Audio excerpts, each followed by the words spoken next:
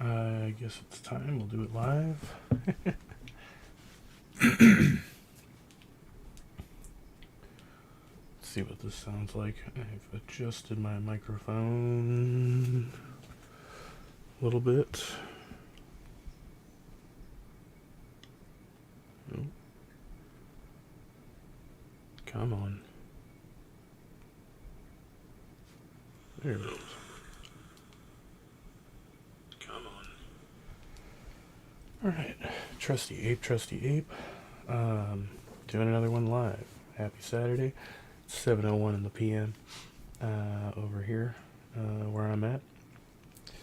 And we're going back to this drama. I call it drama because of not the debate itself. I mean, maybe because of the lack thereof, but because of the kind of threats and character assassination and things going around.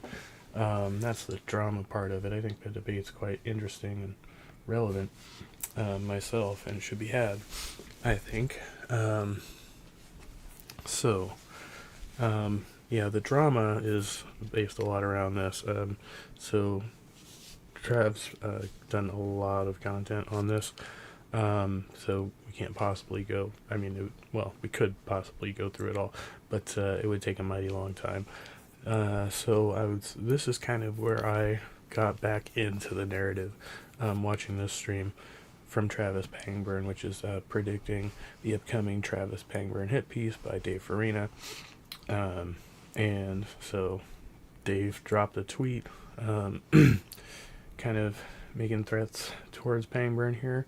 So I'll probably skip ahead in the video. We're still in the intro, so the stream has not started yet, and I've got it muted, so.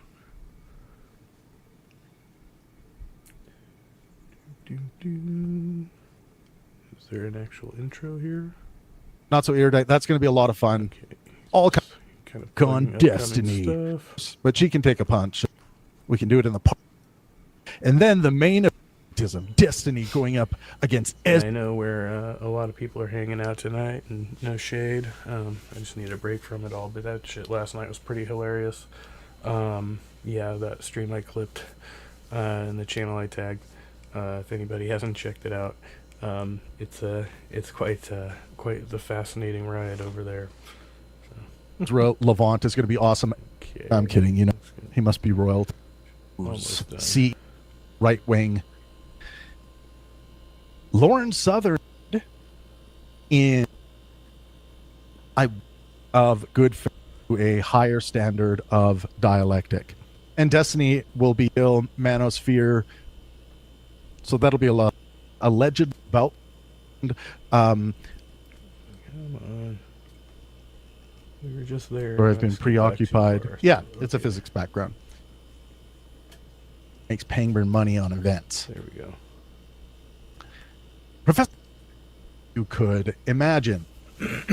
Okay, let me close that. That took entirely too long. What's up, Jill? Back at country forever. Oh, God. And you still have a wrench. See, I have a sense of humor about things. We did that. So I just wanted to bring that up because Professor Dave said Destiny is the only person who makes Pangburn money on events. Wrong. You did, Dave, and so did all those other people. Blah, blah, blah, blah. He could have kept himself clean and stayed quiet. If he said literally nothing, I would have continued doing events with him. But now he's going down along with Destiny. Oh. Dave might think he's James Bond. Another fucking space bar could do that now. Jesus. Okay, let me tell you about my problems. No. But yeah, I mean, all these three guys are kind of liberals, I guess. And me too, so, yep.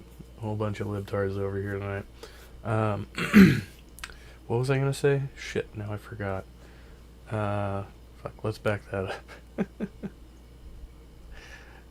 Oh yeah, I was talking about how Professor Dave, I guess, he must have done an event with Trav then. So he canceled upcoming events or something. That's what he's going to talk about here. We'll go back a few seconds. Did Dave, and so did all those other people. He's the only person who makes Pangburn money on events. What was that? We did that. So I just wanted to bring that up because Professor Dave said Destiny is the only person who makes Pangburn money on events. Wrong. You did, Dave, and so did all those other people. Blah, blah, blah, blah. He could have kept himself clean and stayed quiet. If he said literally nothing, I would have continued doing events with him. But now he's going down along with Destiny. Dave might think he's James Bond, by the way. I don't know. It's kind of James Bondian here. But going down. So that is slightly menacing, I suppose. Depending on how you look at it. Okay, so I thought that was interesting. And I guess this is on X. This is before his profile was taken down from X, or did he get it back? I don't know. But Dave, you wanted he was taken off of X. Me to stay quiet with my fact checking, and that would mean I'm keeping myself clean. That doesn't sound at all consistent with your own teachings. Come on, dude. It's like, yeah, obviously, I believe I've demonstrated that over 40% of your claims in that video are just flat out false. And about 77% of the claims in the video have issues, some kind of issue. So, yeah, I'm shocked to see you write this. Yeah, I don't know. I haven't gone deep into all the fact checking. I saw a little bit of it, and it was like they were kind of going into the more of the historicity behind it or whatever. Some of it I'm not as knowledgeable about. I'm like still learning about that stuff. So, but yeah, I mean, you have a very it's interesting how you could be like so pedantic about something like that, and but still it's like a good people on both sides type of position that I don't think holds up. Yeah, it's almost hard to believe that you actually wrote this. He could have kept himself clean and stayed quiet. But I'm correcting you. Shouldn't we be correcting each other? Shouldn't we have relationships where we can correct each other?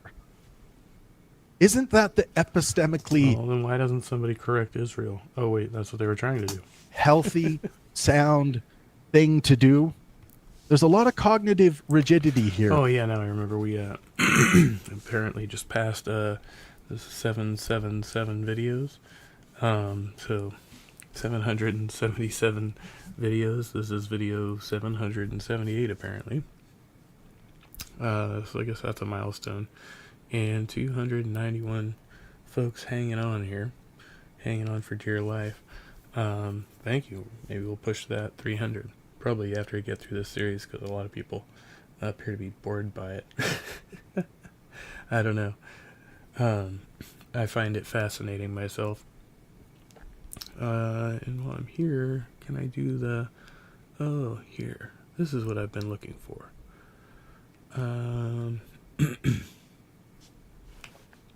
Sorry, I'm doing something on the side, so I'll let the video play. Welcome, lurkers. And not cognitive flexibility. Cognitive rigidity correlates with bad health in general, and cognitive flexibility. I mean, I tend to agree with that position, right? I mean, you should be flexible up to a certain extent, but this is like an ethical question, so you have to have a clear stance on whether this, what you're talking about are war crimes being committed, and can you justify that rationally within your ethical framework, right? Ability correlates with good health in general. So I don't know why we're being so rigid here. I don't know why you would have wished for me to keep quiet. Like couldn't Here's my thing. Isn't Dave going to see my, well, he did see my fact check apparently, and then he told me we can't work together anymore. But doesn't Dave have to admit that I found some issues in his video? Like, is he going to dig his heels in and say, no, everything I said was perfectly factual? I don't know. He might do the whole, like, it depends on who you ask, and I only, rely on these particular sources. But I don't know, man. That is a strange posture. What's up, everyone?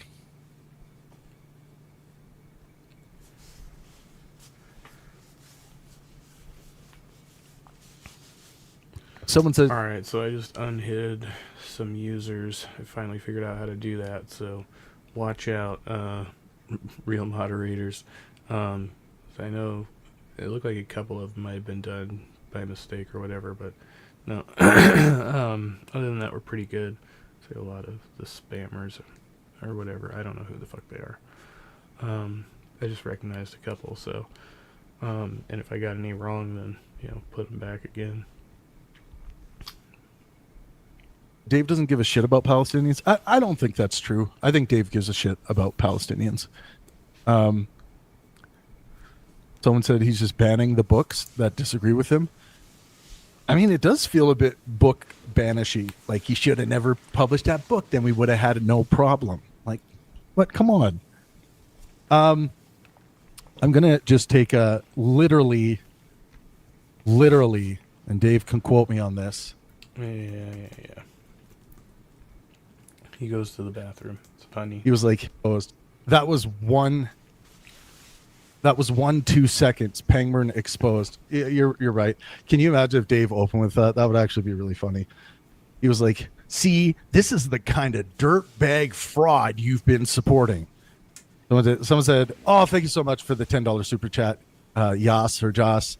It's already been 3 seconds. What a weaselly little liar. Oh my God, what am I going to do with myself? Okay, so what you're all here is for the dirt on Travis Pangburn. So let's see how much dirt we can dig up. Yeah, and rub his nose in it. So, and today, we are having a little fun predicting the upcoming Travis Pangburn hit piece by none other than Dave Farina. And so Trav's going to proceed to go through these categories of things he thinks Dave might bring up, and going through some previous writing he's done addressing some of these topics and stuff like that. So we'll get a little bit of it, but yeah, again, was off. We're limited here. Getting your Mossad order. We're trying to jump around a little bit to give more context and what's going on currently. Currently, like as of right now, Trav is reviewing a Hassan Piker, and I can't remember the other guy. He's doing like a part 3 on that, which is kind of, I guess, applicable to this, and more fact checking and stuff like that. So yeah, I did have so see this earpiece here? Like, I'm not listening to any audio right now. I just realized I was like talking in the wrong direction. Like, I'm talking at my computer, but my microphone's over here. It's kind of a weird setup right now. Oh, but this earpiece, Dave's gonna zoom in. You see that earpiece? What do you think's coming through there? I know what it is. Dave, I'm joking. I have not once, by the way, just so people are clear on the record, I have not. That was actually kind of amusing. Once personally attacked Dave. I've said things about his behavior. I've said this thing is disgusting and you shouldn't do that. I've said other things, but I have not attacked him, called him a shit stain, or the kinds of things that he says to others in his video. Travis is actually pretty good at that. Yeah, I don't think I've ever seen him like fly off the handles like that. The record. What's up, Cher? Good to see you. Is this better? Just for the record. What's that, Mr. Yahoo? Oh, sorry. Just let me mute. This was a little amusing too, I think. I've got a long leash on it, so I can just put it right here. But then it might be Zionism. overwhelming. Oh, sorry, Zionism. Yeah. Anyways, I just had to take a call there. I mean, I was just reading something or whatever. Also, you make a background noise if it's moving. Okay. And the dogs. Likely categories in Dave Farina's upcoming hit piece.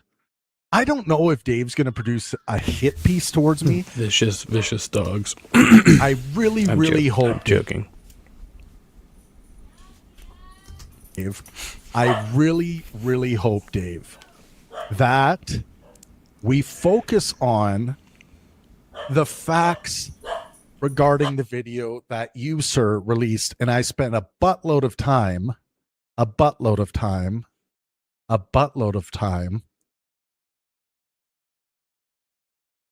I really wish I could speak Hebrew because I could make this so much funnier, but I can't. Although I do have a beautiful friend by the name of Don Don who can speak Hebrew.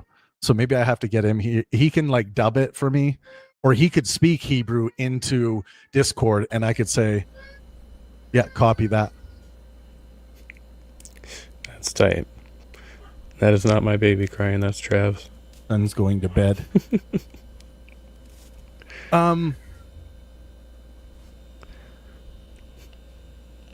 Right? A shit ton. The Dave impression deserves, don't know. Oh, just give me 2 seconds. We're having a bit of a crisis here. Oh, okay. Mama's got it taken care of. Okay, great. Back to it. Thank you so much for the super chat. Caramel Cold Brew says the Dave impression deserves a dono. Okay, make sure you clip it. Make sure you save it. Send it everywhere because we need more lightheartedness in this world, up in this bee.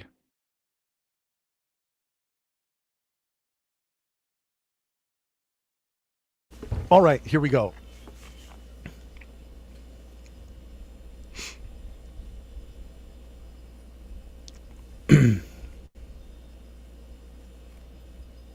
All right, likely categories in Dave Farina's upcoming hit piece. This is predictive threat model categories only. This list does not assert that Dave will raise every category or that any anticipated allegation would be true. So, number one. Now, this is the one people like to look to, and they tend to only like to look in one direction if they are looking for dirt on Travis Pangburn.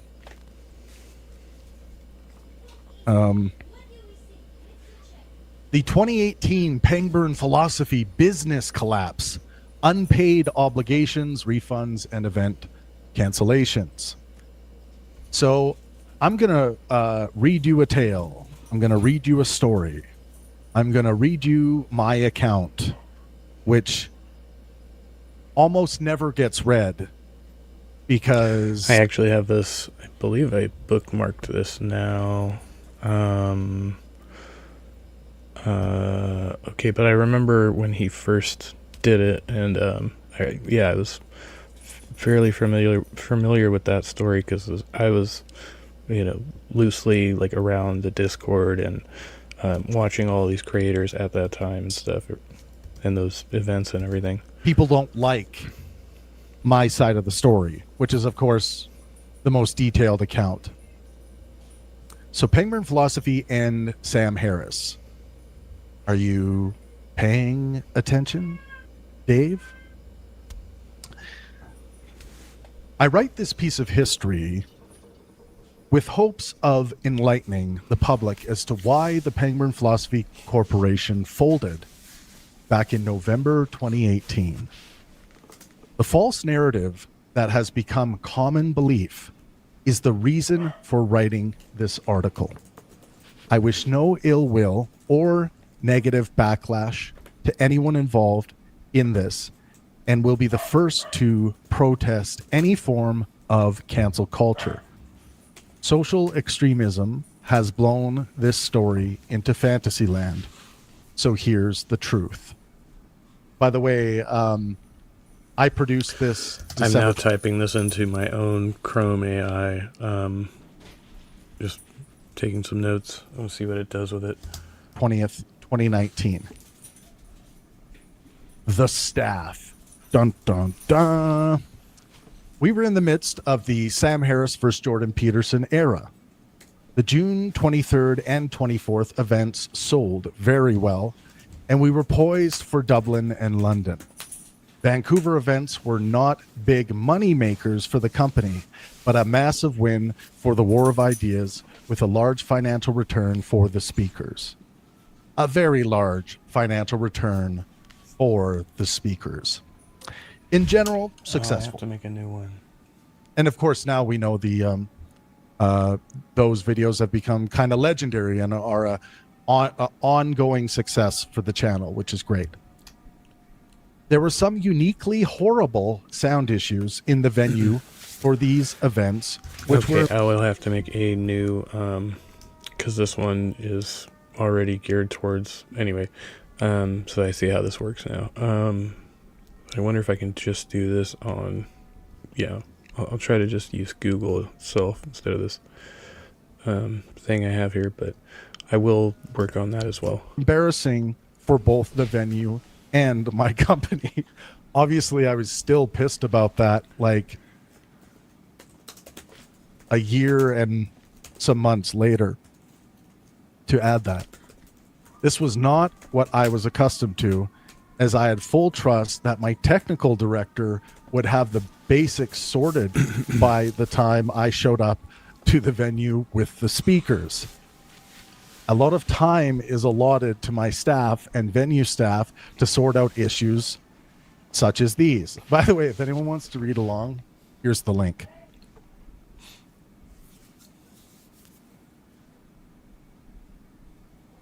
There's the link for anyone that wants to. I'll also include the link in the So, of course, the AI overview describes this as Sam Harris and Travis Pangburn worked together in 2018 to produce high-profile live public discussions, notably featuring Harris and Jordan Peterson. Their professional relationship collapsed later that year due to financial mismanagement, unissued ticket refunds, and unpaid speaker fees, leading Harris to publicly sever ties. And it's essentially what we saw played out here, but yeah, I mean, given what Travis was working with at the time, and it seems like some people were actively sabotaging him potentially, and there was maybe some jealousy involved, and then maybe some pettiness on the parts of others. I don't know. Description of this video.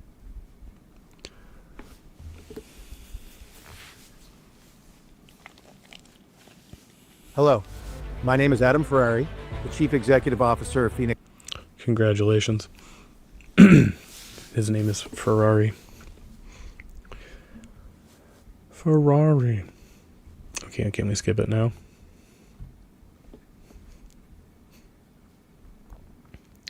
My throat is scratchy. Yeah, you can tell by this this paragraph that I'm obviously pissed at my technical director, or who was my technical director. This was one of the first signs that something wasn't right. This was the most highly anticipated event in our small company's history. If nothing else, the sound must be good. And it is true. If you guys watch those videos back, it makes me cringe, like the sound issues that we had in that really expensive venue. And I had entrusted my technical director to take care of that. It's not hard to make sure we have ample sound equipment and that everything's tested and ready to go and blah, la-di-da, la-di-da. But at the end of the day, it falls on to me. I had 3 core staff: executive director / technical director, director of... So I've got... Here is the link to... If I can copy and paste. Stupid fucking... Yeah, never mind. Okay, so that's... Oh, where am I? I'm gonna have the fucking stream open, stupid. No, it's fine. Okay.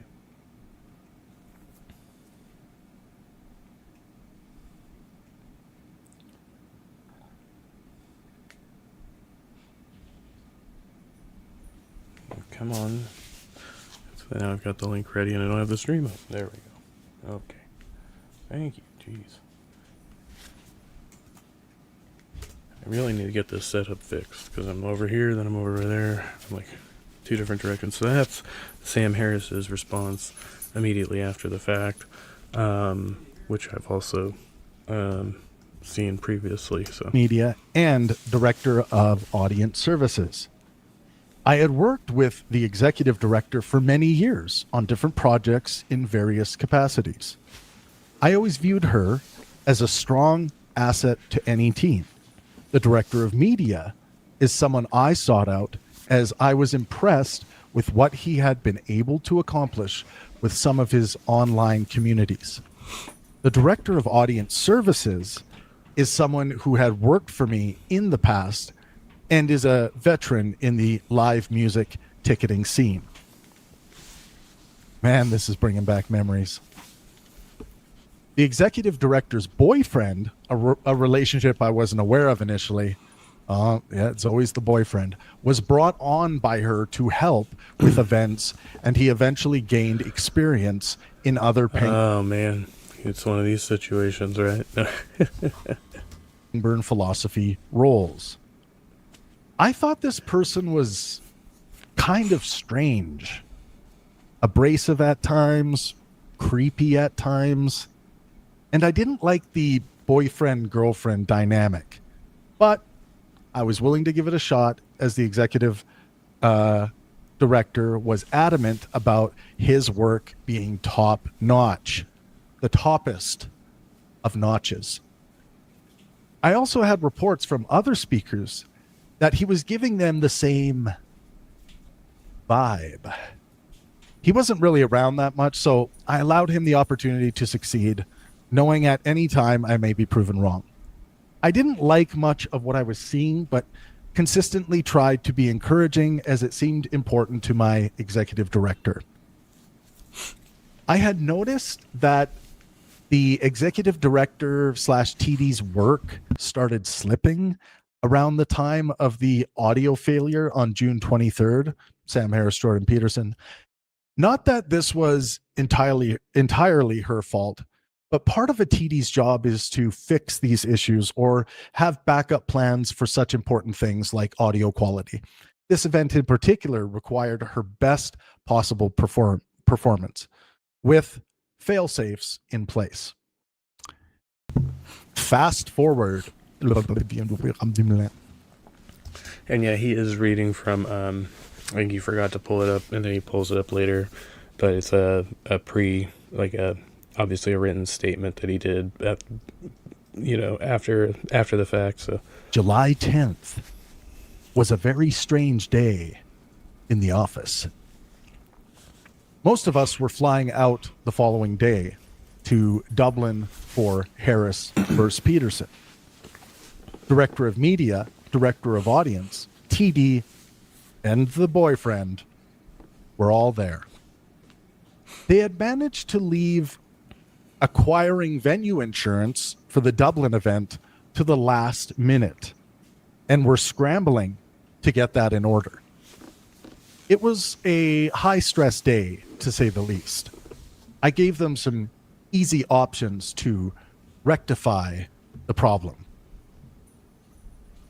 And don't leave, it's going to get much more epic and tasty and awful.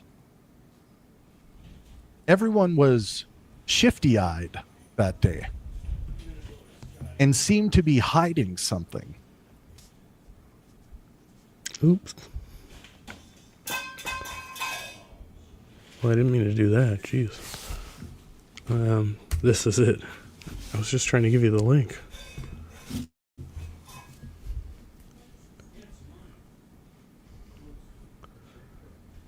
But it would open in a new tab or something. Easy options to rectify the problem. And don't leave, it's going to get much more epic and tasty and awful. Everyone was shifty-eyed that day and seemed to be hiding something. I had asked the TD to come into the office when she had a moment to speak, but she acted as though she could not hear me. Yeah, when you have a moment to speak, can you please come in here? Acted like she couldn't hear me.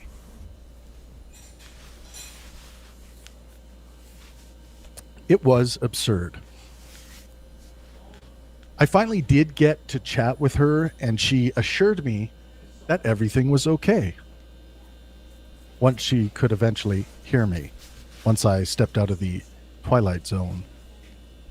I had done the same with everyone else in a different way, trying to open up a conversation about what had everyone on edge. But everyone said that all was fine. We all left the office that day with a plan to deal with any outstanding tasks and to get excited about these two upcoming world-class events in Dublin and London. So I don't know. I haven't heard. At 10:56 p.m. that night, I was I don't know. I haven't really heard like statements from the other individuals involved, but does seem like conspiratorial, doesn't it? So yeah, it's interesting the way this happened. I don't know. Like, did he have a tood in private? I don't.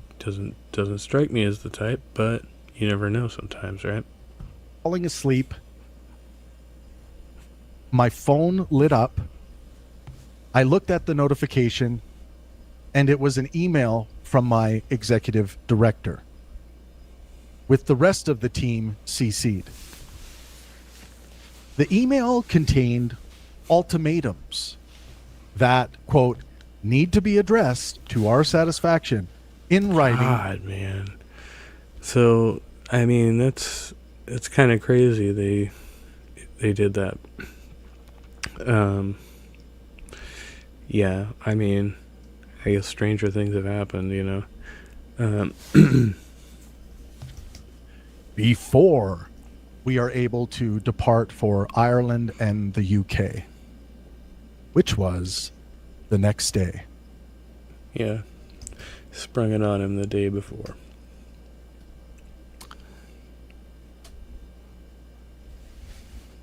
I have decided not to publish the email, as I think it is good practice to avoid publishing emails that others have sent you.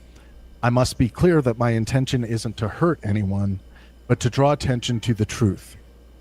However, if necessary, at any time, I will publish the email. The email of demands contained questions in which they already knew the answers, some seeking clarity, some seemingly based in anger, some vitriolic, and some just flat out crazy insinuations of improper practices by myself. In order for the event to go forward, I worked through the night to deal with the insurance issue that they had been given months to figure out and were unable to solve. I could not believe that instead of finding a solution to the task, they were sending me an ultimatum. By 6:58 a.m. the next morning, communication was slow. I had connected with a free speech group in Dublin, which allowed me to move forward with the event insurance process, with them as a partner. The insurance company I was pursuing needed a local address and entity on the insurance. There was a lot of scrambling after that point, but it got done. One of the most stressful nights. So they did go through with the event.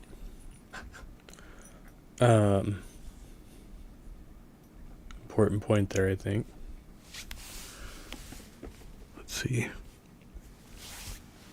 I can open the other link. Just want to see where we're at in the... Because this is kind of a lengthy piece as well. We're kind of over time here for switching to the next segment.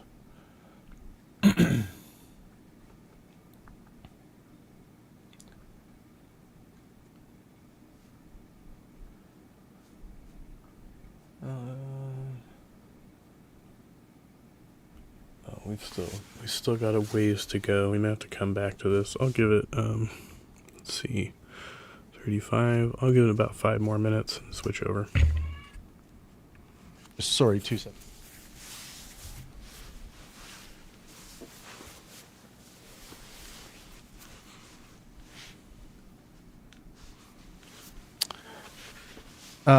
Yeah, there was a lot of scrambling after that point, but it got done. One of the most stressful nights of my life. Soon after this email of demands was sent to me, the director of audience came forward and unveiled everything that had been going on. He provided me with a Bible's worth of emails, texts, Facebook messages, and more. He claimed that he felt as though he was forced into being a part of some secrecy that has been going on, and did not agree at all with the contents of the demand email that was sent to me the night prior. The secret communications that were shared with me demonstrated an effort by some staff members to discredit and demean me.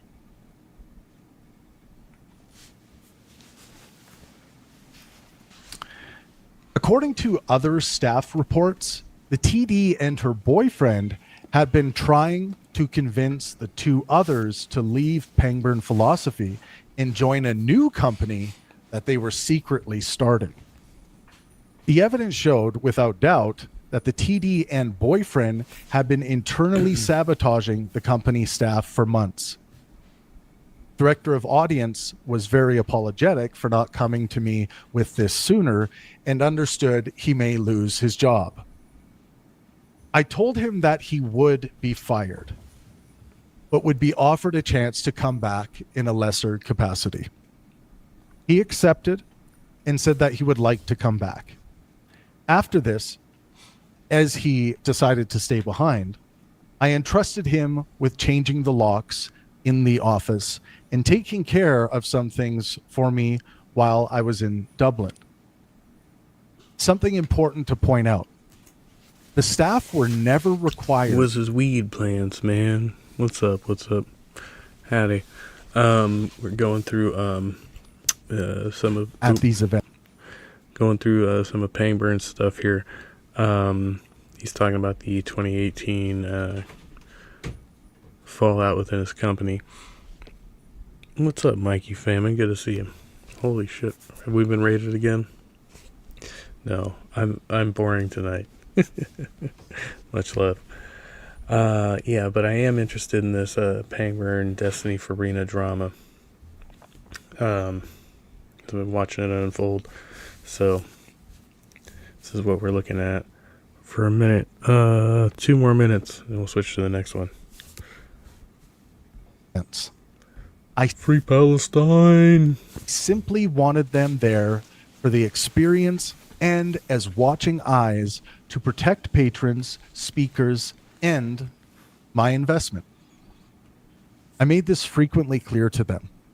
It was team building, and I believed in the inspirational power of these events.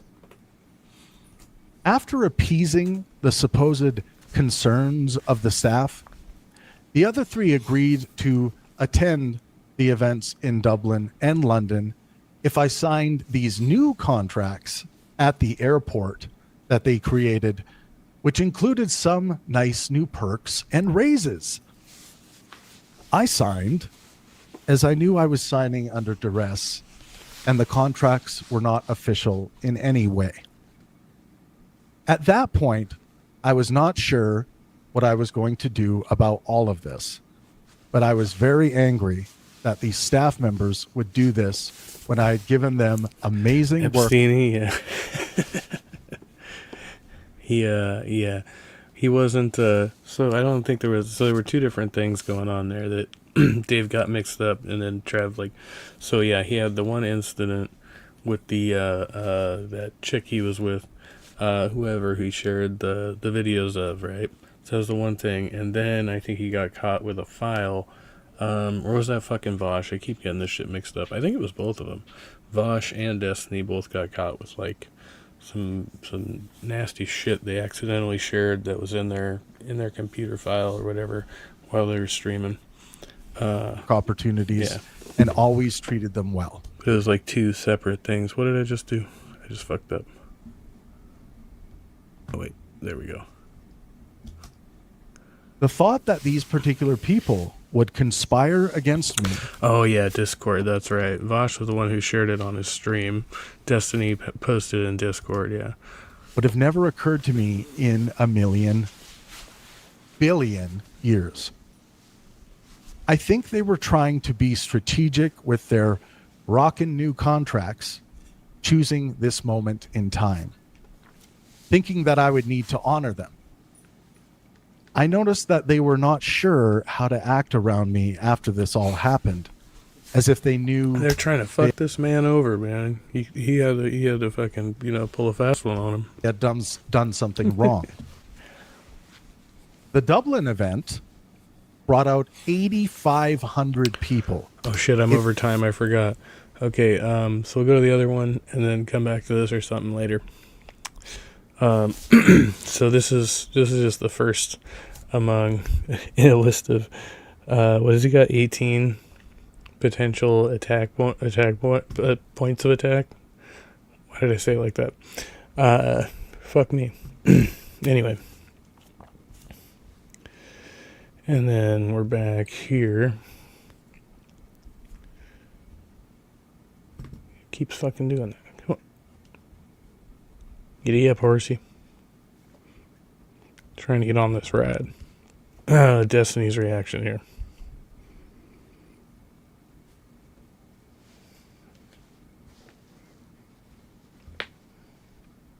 So I think this was the day before. Your life, like it almost has to be the day self-defense after, thing, or rather. like a fleeing felon or somebody fleeing that you think might be about to murder somebody. So kills that you could generally say are fair kills in an armed conflict scenario don't become fair kills in a in a policing scenario. So that's how they get to that number of like 80 or 120 like unjustifiable kills or whatever, because they treat it as a policing event. So you have like during the border riots, you've got a ton of people that are setting the tires on fire, they're trying to cut the wire, they're trying to run through, some of them have guns, some of them have bombs or whatever. If you shoot and kill any of those people, that's considered unjustified because they're not presenting an imminent threat to somebody's life, which is... What? Mikey said, what does he stream on now? Destiny? I have no idea, actually. Are we talking? Yeah, no, I mean, I don't know where he's clipping these from, but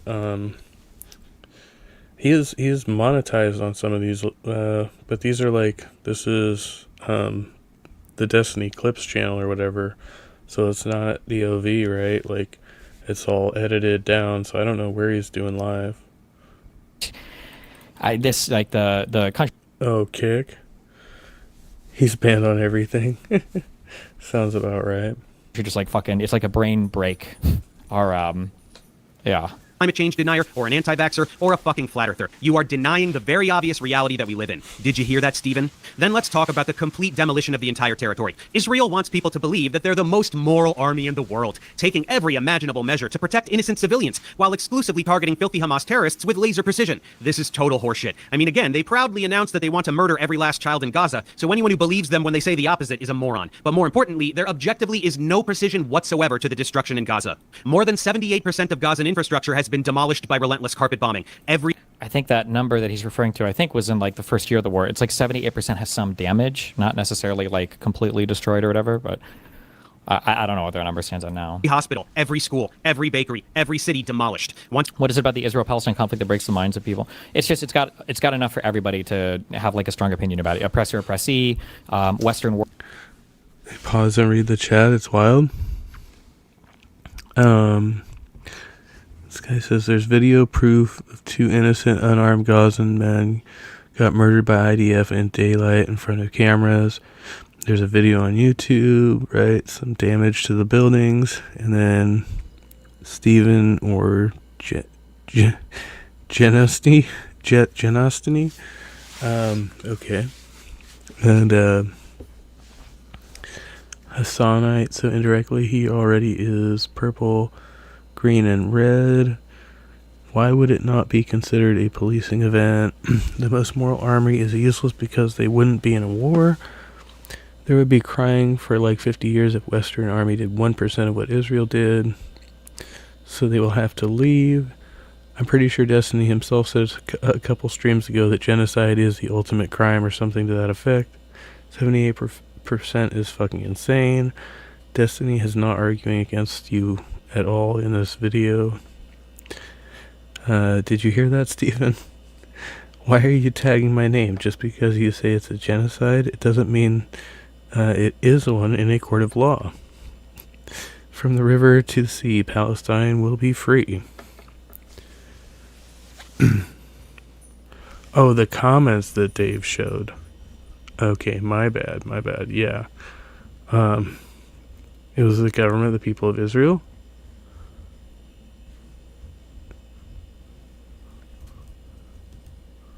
Hold on.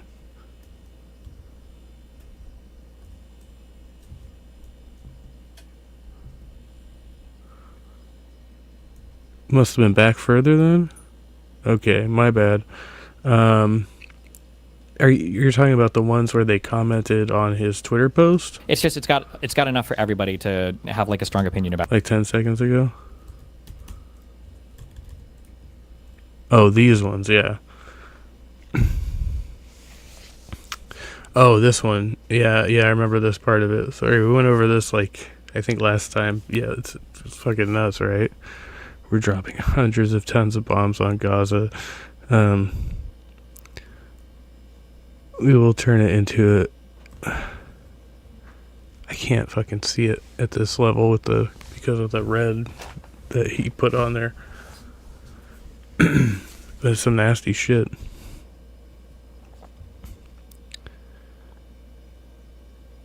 Yeah. Every last child in Gaza. I want to tell the world what they have long known about me in Israel. I literally don't care about Gaza.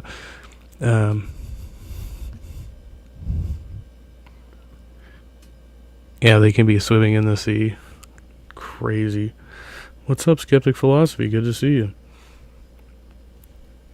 So anyone who believes them when they say the opposite is a moron. But more importantly, there objectively is no precision. The Israel-Palestine conflict that breaks the minds of people. It's just it's got enough for everybody to have like a strong opinion about it. Oppressor, oppressee. Welcome. Western world versus non-Western world. Yeah. If you don't know, the title I think is mostly self-explanatory, and this is a non-debate on the Israel-Palestine conflict that is actually occurring, but it's just unfolding over a crazy long period of time.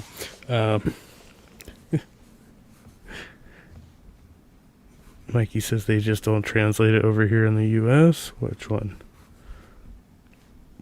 Oh, those quotes, yeah. You know, Jew versus Arab, brown versus white, imperialism, colonialism, America, foreign involvement. There's just like everything. Occupier. There's like every possible thing that you could ever care about can be represented in Israel-Palestine. Refugee tent camps were set up. They bombed those too. They tell them to evacuate even though they have nowhere to go, and then bomb them anyway. They give them safe routes to evacuate, and then bomb the safe.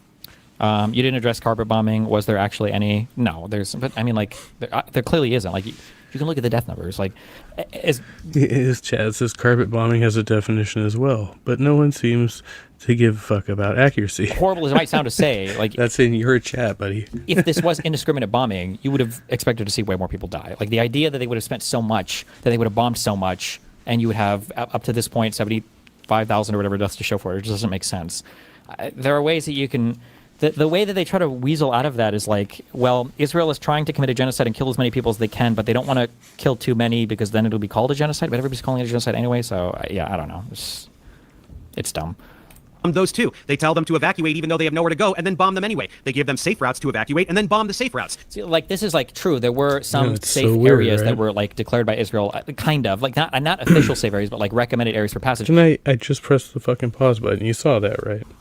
They're screwing me over here. No.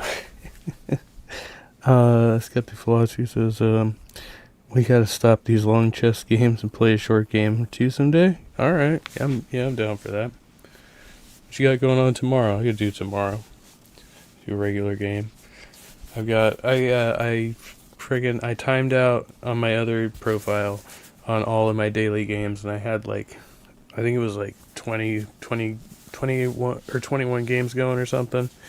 And I timed out, and I'm back down to 6 right now. But I play, with like 3 days to move or whatever. Those are fun. Because I, try my tactics in the blitz games, and then come back and see how they work, like playing out over the long game or whatever. But the problem, and the reason why some of these started to get attacked, is because when they would declare All right, I will. the safe passage areas, Hamas would begin fighting from these areas. They would do it intentionally. Like, there were no mutually agreed upon, unless it happened in the last year, and I just didn't see it because I haven't followed as closely, but there were no mutually agreed upon, like, safe passage areas for civilians, because Hamas will never work to defend the civilian population, because they always utilize those deaths as much as they can. Their goal is always to incite maximum civilian death, because it helps their side and their propaganda machine more. They designate safe spaces and then bomb those I don't too. think that's true, because at some point they're going to run out of fighters, right? Like, you can't have too many casualties, otherwise you don't have a fighting force to, you need to keep those young men coming so that they can operate, right? Like, as they are. And when they occasionally let in food, they shoot at Gazans when they try to get it. It's complete annihilation combined with I twisted don't know. Hold on, I'll look that up. psychological torture. Why are international institutions like the UN calling it a genocide, though? The UN, so the only body, as far as I'm aware, that can officially make that designation is the International Court of Justice. And I think we're still waiting for their ruling on that. Any special committee, special whatever thing is like whatever you want to consider it, but it wouldn't be like the UN. Like, it would be the International Court of Justice that could ultimately make that determination. It's very easy to look at image Oh, yeah, after their birth rate is fucked. It's like 27 per 1,000 people. And of course they're saying that birth rates vary significantly between the West Bank and Gaza, where the ongoing conflict has caused a severe drop, right? But 27 per 1,000 is already super low, I think, right? image of the destruction to see that there was zero regard for precision. What's up, Rex? Motherfucker. Yeah, they're getting desperate on me now. They're like, where'd you go? We miss you, buddy. They weren't aiming for some imaginary terrorist. They were never doing anything but destroying Gaza from day one. You're not convinced by these images? Too small in scope? Let's get a broader top-down view. How do they mutually agree on shit like that, LOL, mid-conflict? Well, that if you're doing the rules of war, I mean, like, that's what you're supposed to do. You're supposed to be taking care of your civilian population and being regarding the enemy civilian population as well. That's part of your obligations as a party to a And not targeting medics and hospitals. conflict. Oh yeah, that one. Wouldn't Israel also be worried about damaging their U.S. relations if they go too far? No, I think they would have to, I think the internal support wouldn't be as big either, because I mean there are a lot of people in Israel that don't want to see the Palestinians genocided, despite these people always saying otherwise, like Bet Salem and these leftist organizations in Israel. These are Israelis, staffed by Israelis. Now, I don't know how that opinion has changed post October 7th. I'm sure that opinion has decreased a bit. But for the far right of Israel, I don't even know if they want to The be. thing with the Mormons, at least they have realistic expectations. Like, if they're going to believe in the God dude, they've got to believe that they're going to get to have their own special planet where they get to play God dude and do whatever they want and have a bunch of babies and tell everybody what the rules are, right? I mean, they're wishful thinkers. Be attached to the U.S. anymore. Like, they might be happy to see that relationship True optimists. wither a bit, because they might feel like it gives them more flexibility to operate without the U.S. Restraining them in any way. Down view. Destiny. International Criminal Court has issued arrest warrant against Netanyahu and his deputy over genocide in Gaza. I don't remember if that was why those ICC warrants were issued, but the ICC cannot make a determination that a genocide has taken place or that a country has committed genocide. The ICC can only issue warrants against individuals for crimes that they think. It might be the crime of allowing a genocide or something. Maybe the ICC might be able to do that. I would have to go back and look. But the determination of if a genocide has occurred is done by the International Court of Justice. That's what rules with regards to states.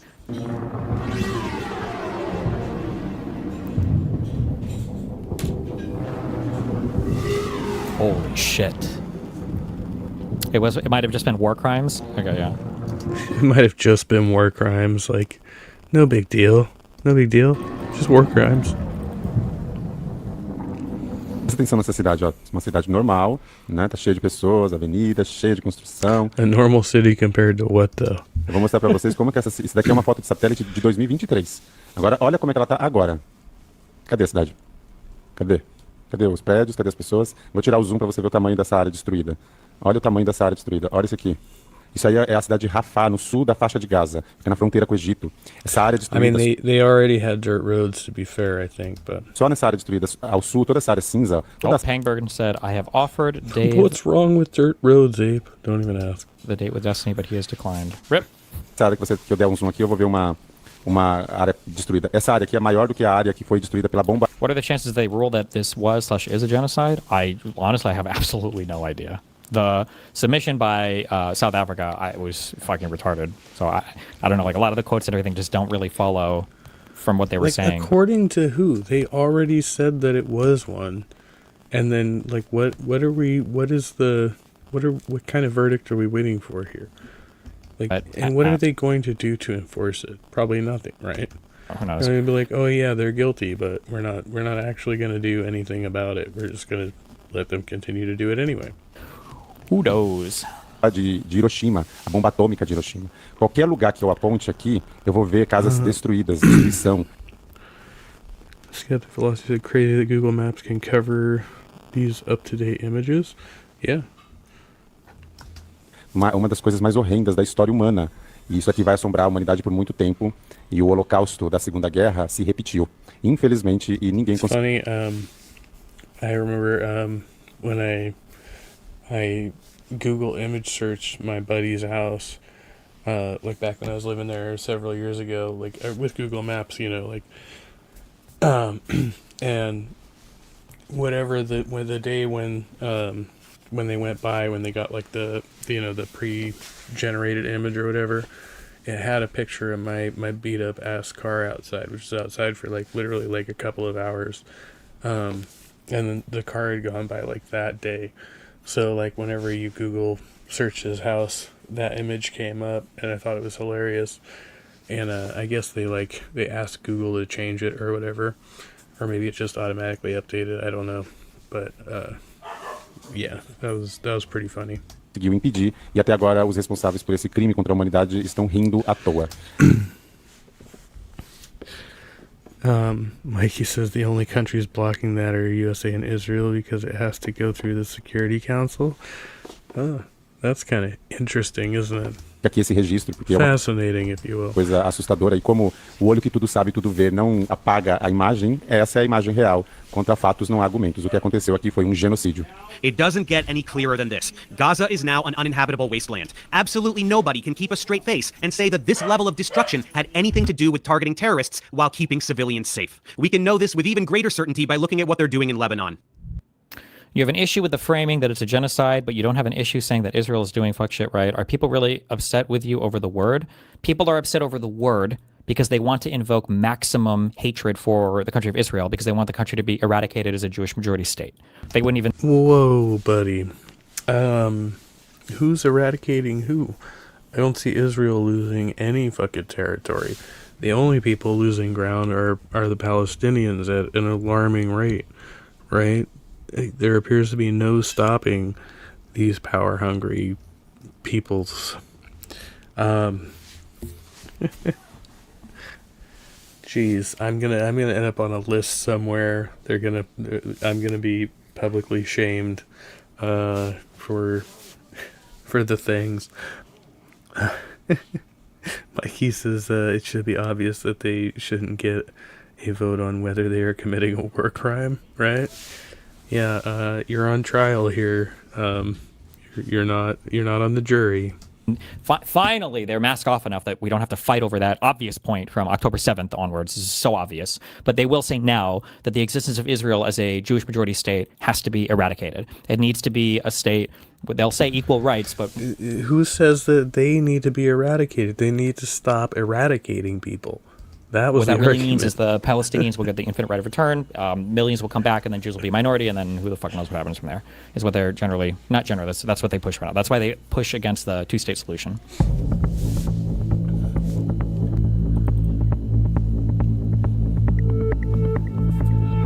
I mean, the fact that they're legitimized as a state in the first place, the logic is just so...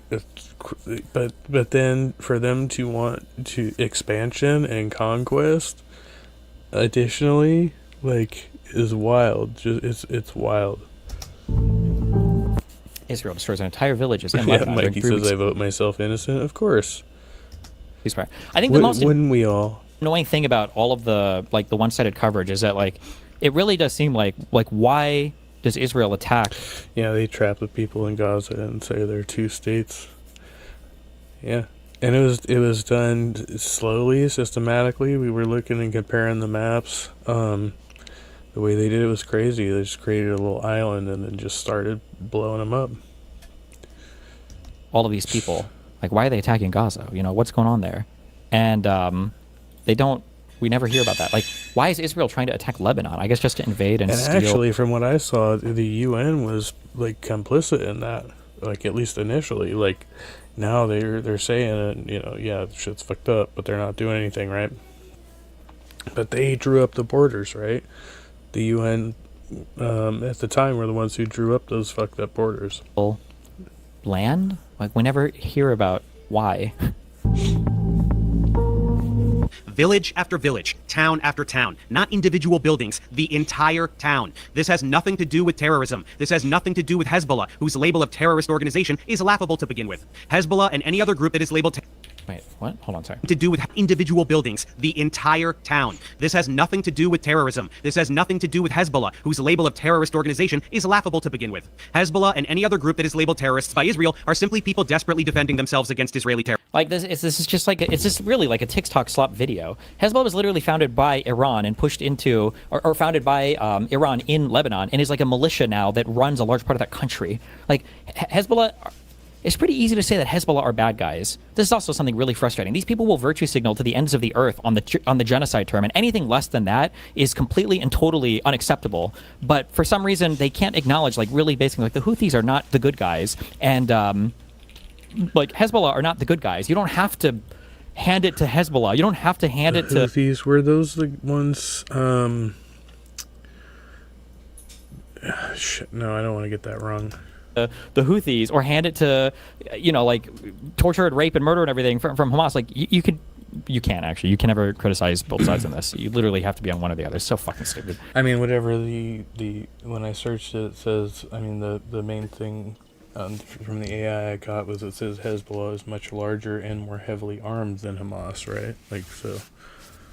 Terrorism. Hezbollah formed as a direct response to the Sabra and Shatila. We know why. ... But you don't have to blow up towns? ?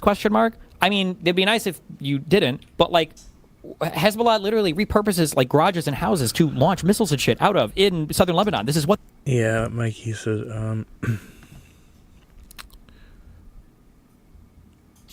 Why can't it's blocked now? Palestine can't be recognized by the UN. Again, only 2 countries blocked it. And Robert said, some Haji for some Haji. Those for some Haji. Okay.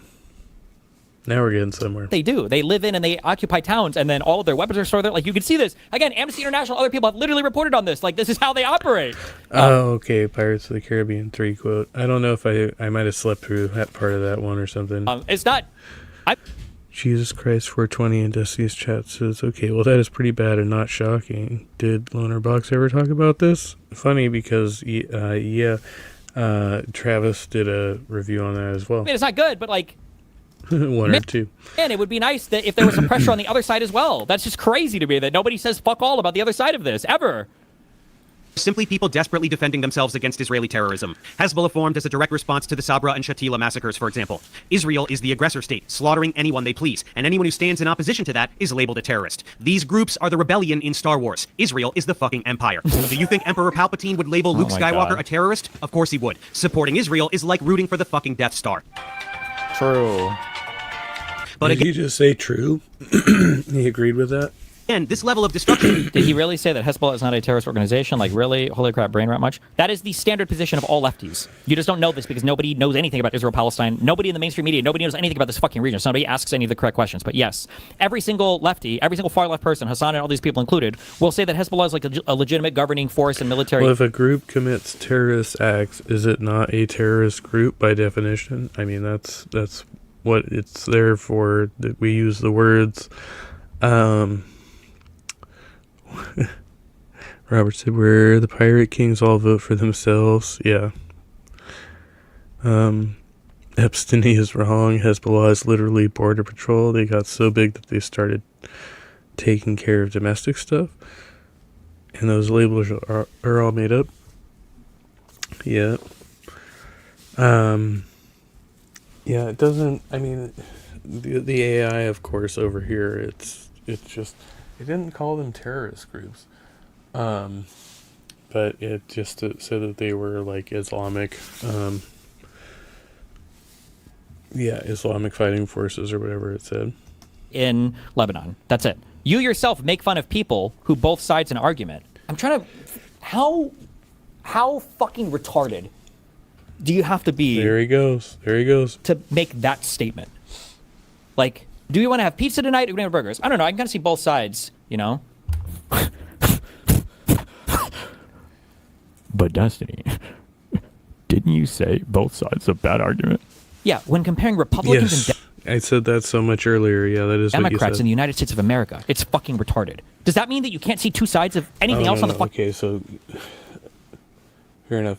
So it says they're separate militant groups, not terrorist organizations, but militant groups backed by Iran that share the goal of fighting Israel. Okay, that's how they described it. planet? Because I don't think there's a both sides argument to be had with how equally bad the Republicans and the Democrats are in the United States.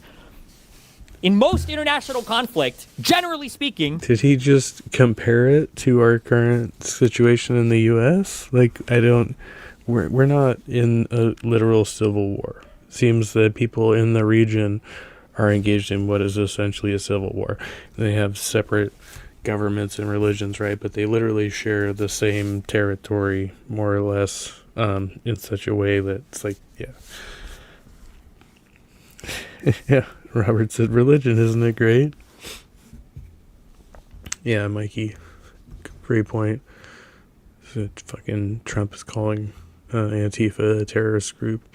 So how can we be pro-fascists? I agree. Disgusting fucking human being.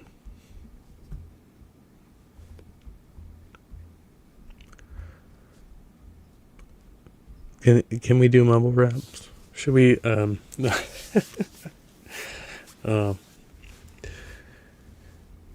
have the best words. I still can't do a Trump impression after all this time, but I wouldn't want to. If I was sound too much like that guy, I might have bad thoughts about myself. It's very rare that there's an entire group of people that are unhinged and unreasonable. Usually people have a reason for why they feel... Oh, Destiny? Yeah.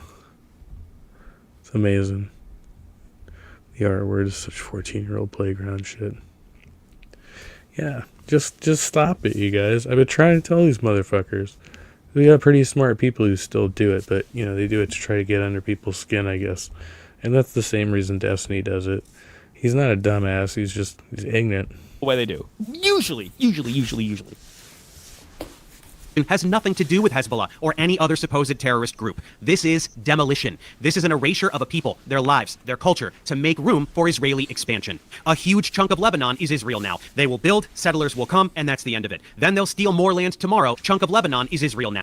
Israel's mass evacuation orders in southern Lebanon. I don't know if this is all they're planning to take, but is this supposed to look like this is Israel and this is the new land they're taking too? Like they're doubling the size of their country? Obviously Israel is down here, but... Mikey, doesn't he have a fucking Fuentes bowl to smoke? Oh, yeah. They call him, these motherfuckers are smoking some big ass pulls right now. Do you think dude, you see these guys, like, man, when I started vaping, I thought I was doing it because it was discreet. Now they got these big ass fucking cartridges. It's got like a whole ass, like, yeah, it's like a mini bong. And they just bring this thing down the street with them, just like blowing fucking clouds everywhere. I was like, that is not discreet at all. Yeah. Oh, he literally blew Nick Fuentes. I wouldn't doubt it. I wouldn't fucking doubt it.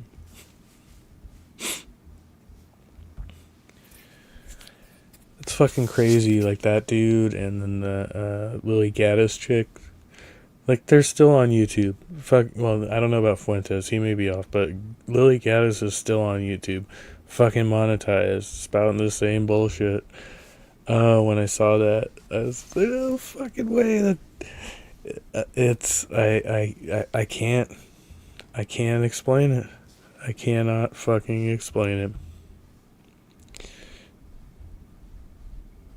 But Dave's on a list of anti-Semites. Of humanity and the most vile source of pure evil since the Nazis, and how they are objectively committing genocide like 100% without a doubt, and anyone who says otherwise is either paid by Israel or a brainwashed idiot? Awesome. Now let's get back to Destiny and talk about his rose-colored relationship with this belligerent imperialistic ethno-state. Fuentes did an interview with Channel 5, Andy and Hunter Biden. That's great. Honestly, I'm pro-genocide. Congratulations. Like, it sounds really shitty, but like, I think that Israel should just drop its fucking. I'm pro-genocide. Imperialistic ethno-state. Honestly, I'm pro-genocide. Like, it sounds really shitty. State. Honestly, I'm pro-genocide. Like, it's. The words just fall out of his mouth. It seems so natural. It sounds really shitty, but like, I think that Israel should just drop its fucking borders about where it is now, and basically Palestinians can go live in another place. That's really shitty, but like, that's about where I'm at. I don't know, You just think the Palestine should just pack up and Native American the fuck out of there? The problem is that it seems like there is a hugely general hostility. That was a great fucking comeback too. He's not actually going to respond to it at all. To Nope. Jewish people across really the entire world, definitely To just pack up and Native American the fuck out of there? The problem is that it seems like there is a hugely general hostility to Jewish people across really the entire world, definitely the Middle East. Right out of his The hostility towards the Jewish people. own mouth. He is pro-genocide. He supports the genocide of Palestinians in Gaza. He thinks they should either be killed or removed, and He's just using this to attack Assad. that land should be Israel, because the whole world is just a bunch of dirty anti-Semites. So poor Israel Hassan is kind of a communist, isn't he, or something like that? gets to do genocide. Ethnic cleansing is super awesome, according to Destiny. Did you think I was exaggerating about this piece of shit? I'll take your apology now. And don't worry, we're just getting started. This is a fucking rabbit hole. Again, this was a group of civilians, including children, who were waving white flags. They had done everything that Israel had told them to do. Literal white flags. They were in an Israeli-declared safe area, and they were in the process of evacuating to a different safe area. So what did Destiny think about this? Well, the interview complete, our cameraman walked away. So like, why? So he is interviewing the guy who's about to go do some shit to get himself killed, basically. That's what's going to happen. We know from this point, that's what's going to happen. So he walks away, gets back a little bit, and then he sets up behind this thing, right? Is this concealment, I guess? Not cover, concealment, right? Because I think the tank's over here. So now he can capture the footage right here. He sees the guys walking, knowing that they're about to get shot, because that's what's going to happen. And then eventually they get shot and everything is, this is it. It's like Act 1, 2, and 3. It's like all here. I'm sorry. The tracking... Hey, thanks for coming, Skeptic Philosophy. Good to see you. I'll reach out to you tomorrow. Live movement shot of the We'll play a game or two. lady running up to her dead husband? Like, what is this? But they probably were hoping to get shot at? Or maybe, Mikey's socialists. We can't just be whatever government we like. I mean, people can say it, but this is still USA. There's this democratic socialist thing. I don't know. I subscribe to it, and I listen to the people and want to vote for the things, but everybody's afraid to vote for it because they don't understand it and they don't really have the bandwidth to even research it because they're so busy doing their fucking 9-to-5 jobs and all that good shit, right? So, I guess I don't know what we have to do. Figure out how to educate people, right? Educate yourselves, motherfuckers. But, anyway. Jesus, my voice is really fucking haggard right now. That's my job. Well, feel free to share, educate people. Just like to have a big one. make it all make sense and explain the finer points. Yeah, I love y'all for that. And everybody check out fucking, if you don't know Mikey and you're over here, you're in the wrong place. So you can go check out Mikey Famine at the Bin podcast with Tim, of course, streaming. Drop the link if you got it. Maybe I'll find it here. So you're saying the woman was acting? I don't think the woman was acting. She probably was sincerely sad. Her husband got fucking killed. But I think they were farming TikTok clips. I mean, remember, these people, actually, like, have suicide bombers. So it's not that big of a stretch to imagine that they would be willing to get shot. Who is this guy? Do we even know if he's actually fucking dead? Like, we don't actually see the wound. It seems like they don't have any problem showing anything else. Like, why just the white flag so that it can look all bloody? Like, show us the actual gunshot. You have no problem showing other violence, right? What Pallywood means is that you're capturing intentional video footage to sell a certain narrative about what's going on, basically. And you kind of ignore the fact that, like, okay, well, they're in a battle zone, in an area they were told to evacuate from, and they're going back to try to release somebody that was captured. Oh, don't be bashful now. Come on. You got the best coverage over there. Like, that's, like, Hollywood. You're politics, current events, all that good stuff. You're essentially provoking the enemy to take what is largely a justified action and then trying to say that it's like indiscriminate civilian killing. That's right. When people are executed by Israel, especially in what is deemed a safe zone, they deserve it because they were farming for TikTok clips. They have to provoke Israel. Yeah, that's looking up and away. We're looking up and away. Avoid the monitor. No, it's not happening to my people. Better them than me. Israel into violence because Israel would never be violent on their own. The rhetoric here is beyond vile. This is like telling a rape victim she was asking for it because of her short skirt, but 1,000 times worse. Anyone who uses the term Pallywood is a talk about what he just watched. Exactly. Fucking monster. Once again, if you actually truly want to see what happens in Gaza on a daily basis, you can head over to archivegenocide.com and look for yourself. Bring a barf bag. People are ruthlessly slaughtered every single day, and the thousands of Indeed. videos on that site are only a tiny fraction of the carnage that has been fucking horrific. Like, imagine that was your child. Just fucking, man. Inflicted on Palestinians over the past 2.5 years. Pretending that they're faking it is identical to Holocaust denial, except way worse since this is happening today. Now here he is doing a fan meetup in Israel, giving advice to young IOF soldiers on how to hide their war crimes. I do have this little worry that in the media and in the global, opinion, it's not such a good thing to be an IDF soldier. It's not. It's absolutely. The opinion is really bad. Yeah. Here's the one piece of advice I'll give you, okay? If you're joining the IDF, okay? Leave your fucking cell phone at home and stop taking stupid fucking videos, okay? Because everybody's fucking you with them, okay? And if you see a soldier, okay, going through a fucking drawer, and listen, if you want to fucking wear a dress and you think it's funny, just don't fucking take a fucking video picture of it, okay? Jesus. Yeah, Destiny agrees it's cool to murder Palestinians. And when you're done, it's super funny to go through their belongings and even try on their clothes like a little trophy.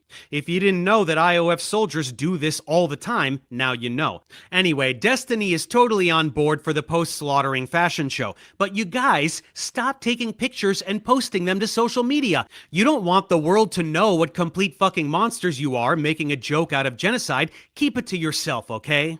By the way, this little tidbit was part of a 2-week spree in June 2024 where Destiny went all around Israel interviewing dozens of Israeli officials and media personalities in what was very clearly an Israel-funded propaganda trip.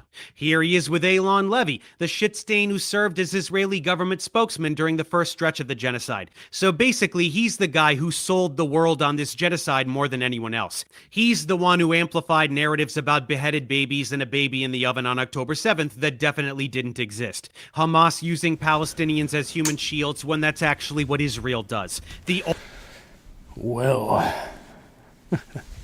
Well then. And his name is Elon. Coincidentally. Yeah. That's why they made TikTok sell.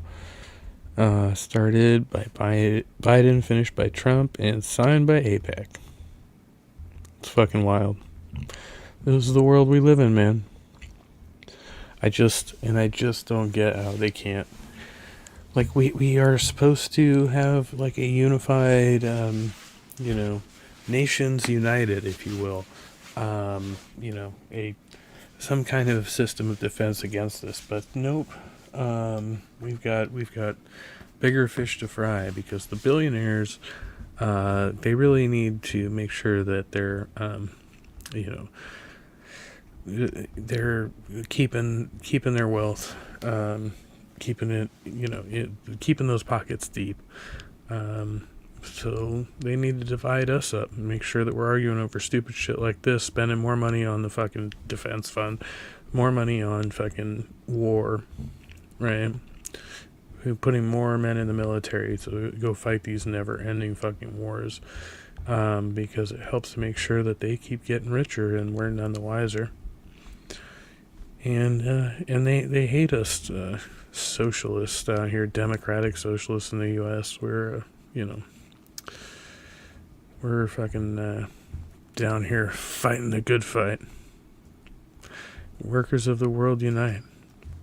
Ultra sophisticated Hamas bases under the hospitals that were never there. 10-7, that is. There's full forensic documentary about the day, but you can't watch it on YouTube. October 7th? Yeah.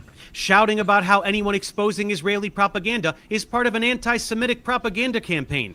Destiny is right at home here, naturally. Here he is with Yishai Fleischer, an Israeli settler in the West Bank where Palestinians are brutally terrorized every single day as illegal settlements continue to expand against international law, and a Kahanist who served as a political advisor to Ben-Gvir. Here he is with Benny Morris, an Israeli historian who tried to whitewash the 1948 Nakba, which is the true beginning of this campaign of ethnic cleansing and dispossession of Palestinians. He also did a 2-on-2 debate with Benny against Norman Finkelstein and Muin Rabbani on Lex Fridman, where he spewed a bunch of Zionist bullshit and got humiliated by Finkelstein, which is well worth a watch. Then here he is with Yair Go. Finkelstein, that's the guy that was that they're talking about.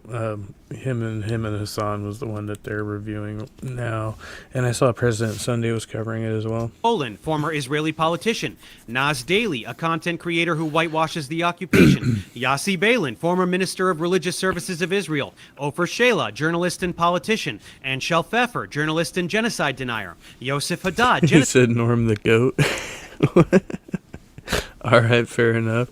I didn't watch a whole lot of it, so I'm just not really like a big fan of Hassan. I understand he supports the cause, but it's all about, it's bad optics, that's what I think. But side propagandist. Anyway, maybe I'm wrong.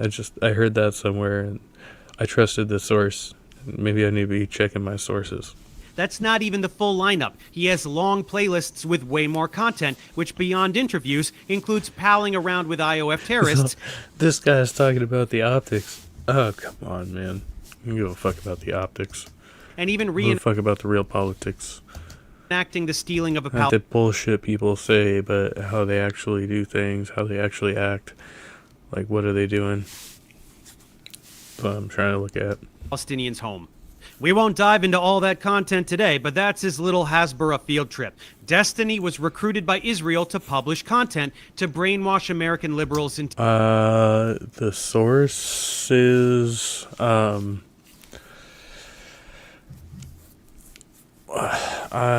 gonna say Sunday and some libertarian people I've been listening to. I'm gonna limit it to that, but Sunday was kind of the one that they kind of opened my eyes up a bit. President Sunday. To denying genocide. Want more? Here he is mocking the death of Palestinian poet Rifat al-Arir, who was targeted and murdered in an Israeli airstrike. He's a garbage human who deserved to be murdered for speaking out against genocide. And what a horrible father he is for having children absolutely... I didn't save it. I didn't clip it or none of that. So, I mean, I'm just going to have to trust my own memory on that one. But that's like my main source for that one. Anywhere, since Israel bombs literally everywhere all the time, including and especially the places where they specifically tell Palestinians to go. People have been telling us that the Palestinians are starving to death for decades. People have been telling us since October 7th that no aid is going into the country, that has been kept on a caloric deficit, and now here we are months and months and months in. Where are all the people dying? The shotgun. That shotgun? Looks like it. For starvation. Something is not adding up here. The math doesn't work. Something is not right about the story that's being told. Yes, Destiny. Okay. No, I was there have been a few attacks I've heard on Hassan. Some of them I didn't think were very warranted, but again, I'm not like really familiar with him. I hear more about him from people who are covering his material, but yeah, I've listened extensively to President Sunday and Aiko, and I get a lot of deep dives that way, I suppose. Is denying the objective fact that hundreds of Palestinians have died of malnutrition and starvation during this genocide. He asks where the dead people are and can't even bother to look. Sam Harris does this too, by the way. Another genocide supporting piece of shit and incredible disappointment of a human being. Who knows? So yeah, when I remember when October 7th first happened, and I listened to Sam's coverage on this and interviews after that, and that was how I got a lot of the information I was getting at the time. And I initially kind of supported the response, but then at some point I realized it was becoming like very disproportional, and after, you know, time had passed, that people were really like not being rational in defending what was going on anymore. And you know, understanding a little bit more about the history now, which I'm still like learning about, and how this conflict has really been ongoing since Israel's inception, right? Like essentially in modern times and all of that. Yeah, it seems like there's a lot more that we're getting snowed on here, and what the real like motivations are, as far as globalism and things like that, like things we're looking into, and kind of understanding how geopolitics works and stuff like that, and what the religious motivating factors are, because I see that as huge. Like if we're looking to make a like Judeo-Christian one world like ethical system, and that all governments abide by that, right? And then they kind of consolidate power that way. The Christians, that is, right? I see that as a huge underlying motivation for them to do what they're doing. He may deserve a video at some point as well. So you don't even deserve to be in. What do you want him to admit? What do you want him to admit? Why is there a blockade in Gaza? Yeah, you tell me. Why is there a blockade in Gaza? Mikey said October 8th I started my history dive. Real life, lore, and urban atlas have great content on history of the region. All right, cool. I'll check that out. When you look at the fact that Israel is preventing cookies from going into Gaza, you know that it's not motivated. Why were cookies being prevented from going in? And what were Qassam rockets fueled with? Yeah, with cookies? Yeah. With sugar and fertilizer. Yes, that's how they made the early rockets. The first generation that was we're going to literally deny Palestinians in Gaza sugar because it might be used for... First of all, you know what back in because they use more sophisticated rockets. You might know. That's right. There has to be a blockade to prevent food from getting to starving Gazans, because they will use the sugar to make rockets. That just came out of his dumb fuck face. Starving 2 million people to death is cool because we can't have tiny dinky little rockets damaging a bus stop while Israel continues to carpet bomb Gaza on a regular basis. Fuck me, what an asshole. Genocide is a special crime. That is like, that's pretty fucked up, right? It's really fucked up. Okay, and the last shift for the night. Do our last segment here. Hasn't it been amazing? Thank you all for spending your Saturday with me this way, in whatever capacity. Oh no, we need to go back to the beginning again.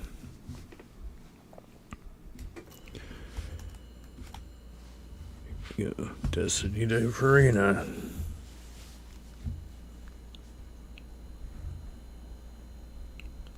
Woo! It's almost over. But it's only just beginning, actually. Here's all of Pangburn's content. This one. This is the original. Professor Dave goes mask off. Just about a month old now. For Dave. But now this guy doesn't even... subsequent content has been off the chain. 15 minutes? No, I think we're... I think we got 30 minutes into the video. I did that for each one, as I recall. Right? Yeah, yep. especially ethnic-based nation-states. From a very liberal globalist perspective, the argument that the nation-states are outdated and cause more conflict, waste resources, and conflict wars.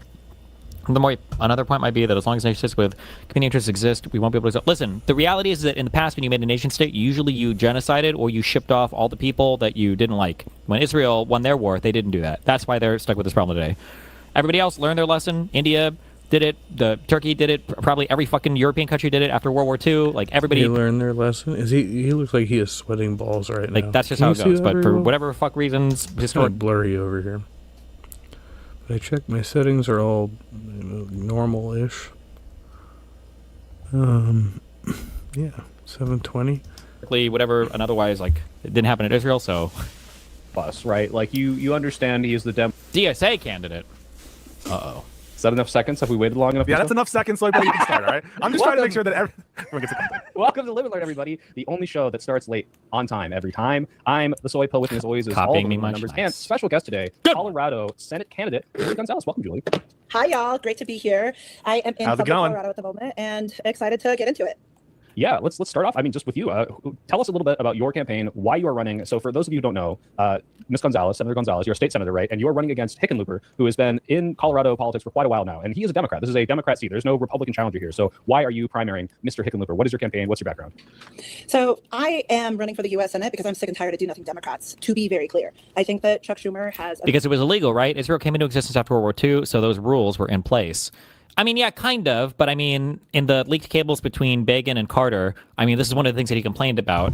After World War I and then after World War II, like, the big powers kind of got to carve stuff up and then claim stuff and do as they saw fit, especially Russia with the Soviet Union. They got to claim so many different things as now part of their world, and then you kind of like spawned And we off still have the ongoing fallout from that in Ukraine, right?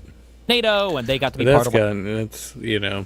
It's like taking a back seat to this one because like the Western Alliance, but then Israel like kind of like missed the boat, and they were like, so you know, it feels a little bit bullshit that you guys all got to conquer everybody and take over your bullshit when these other empires collapse. But now I guess we're just supposed to like, you know, get fucked. I don't know. I'm not saying whether or not it should or shouldn't be that Palestinians all should be kicked out. I'm just saying that's the perspective. What are you gonna do? That's a perspective. What are you gonna do? Like, say no. We're not going to allow that to happen. We're going to do something to try to prevent that. And they're not even just kicking them out. It's not like a deportation order. They're fucking literally decimating the whole fucking region. Effectively managed our country's descent into fascism instead of standing strong and leading the charge. Such a fucking cop-out. Against it, tooth and nail. And so, you know, I'm happy to talk about who I am and how I show up to this work. But let me... Yeah, there's no... I agree, Mikey. There's no legal or moral reason to support that fucking country. So, of course, absentee is 10 toes down. be clear from the top that Team Blue, we need to walk and chew gum at the same time. By which I mean we need to flip red seats blue. High on Adderall or something, I don't know. Build that governing majority. And we also need to look at the caliber of Democrats that we send to D.C. from the blue seats, from the safe districts. And that is where this race becomes critically important. For me, I go back generations here in Southern Colorado. My family were the kind of old school Chicanos where we didn't cross the border crossed us. And that was... Kudos, props to her for that one. That was I've good. dedicated my life to organizing everyday people because what I know about power to be true is this. One, if you don't have institutional privilege or vast amounts of personal wealth, the best and most effective way to actually achieve transformative change for working people... She was a DSA candidate, but she left the org in 2024. ...is to organize broad coalitions across our differences. That's the work that I have done over the entirety of my career, whether that's been organizing folks around immigrant rights, educational justice, and affordable housing. And then I've spent now the past 8 years continuing that work, not out in community, but in the halls of power at the Colorado State Senate. And now I'm taking on John Hickenlooper, a do-nothing Democrat who has gone and voted for not one, not two, but 10 different Trump cabinet nominees in the second Trump administration, which is absolutely not meeting the moment in this, as we're witnessing the destruction of our values and our institutions. We actually had one who got in, like, from the DSA. Anyway, got in like the greater Sacramento area a few years ago or whatever. But it's like it's few and far between.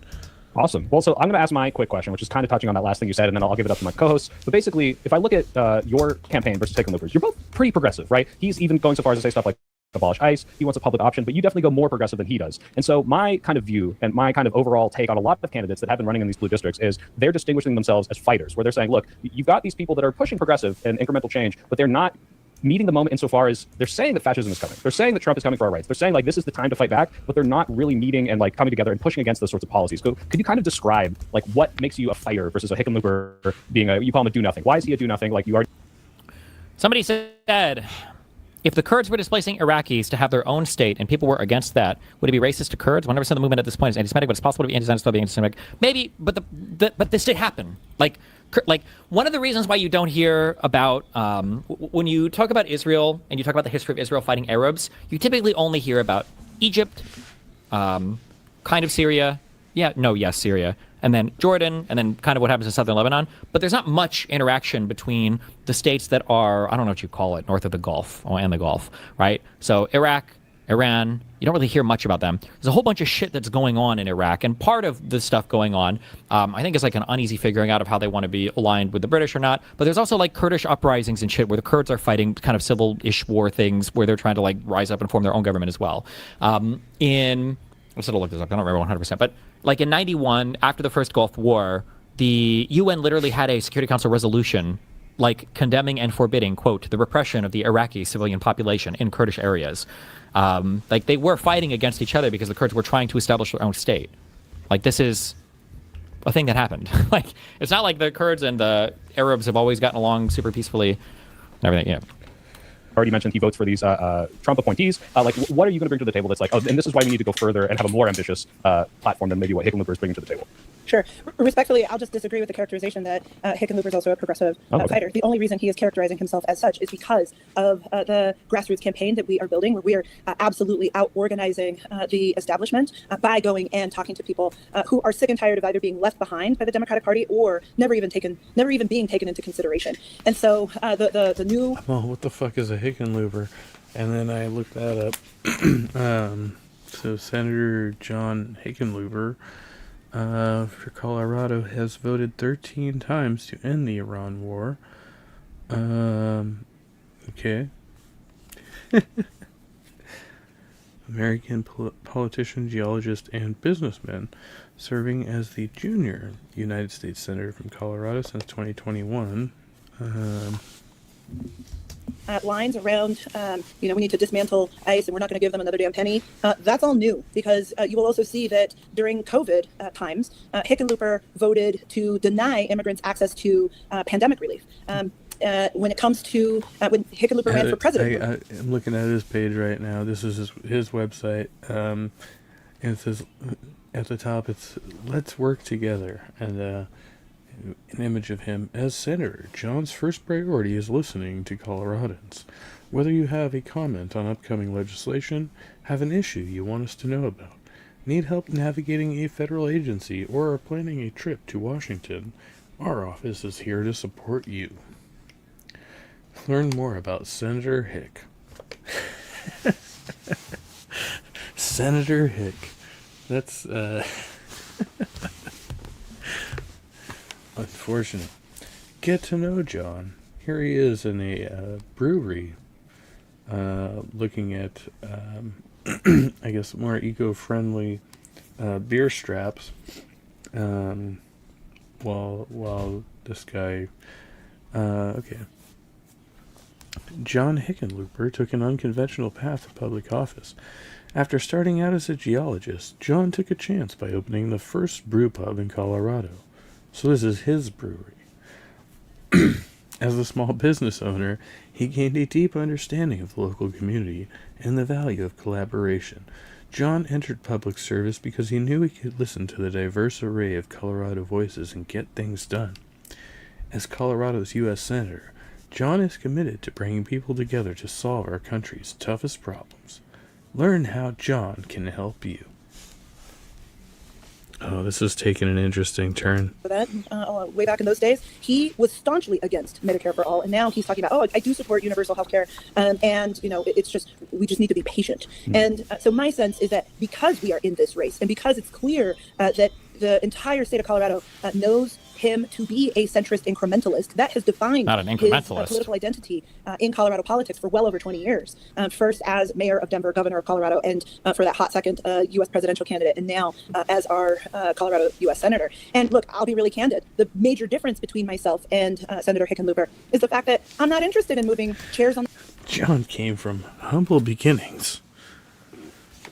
John was raised by a strong single mother after he lost his father to cancer when he was just 8 years old.